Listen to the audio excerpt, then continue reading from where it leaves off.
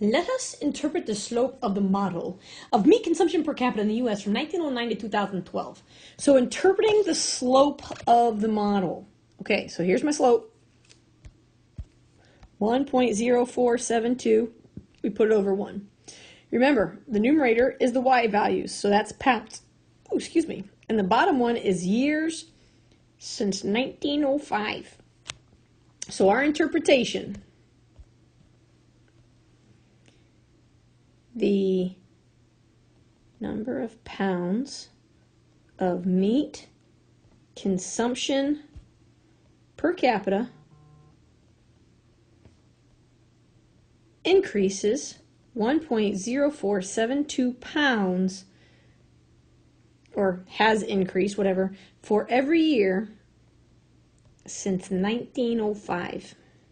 That's a lot if you think about how much you're eating in pounds of meat. But you know what? I eat a lot of meat. I eat a lot of chicken. I get that.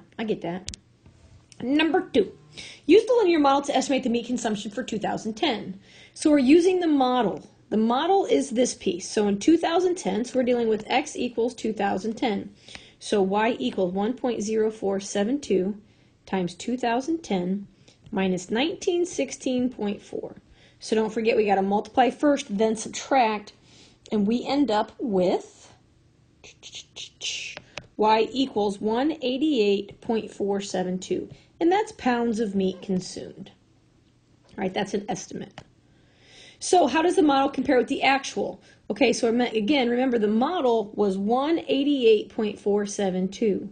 The actual given here is 172.9.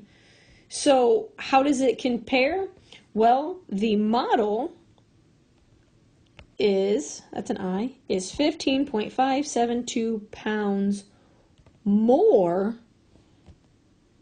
than the actual for 2010.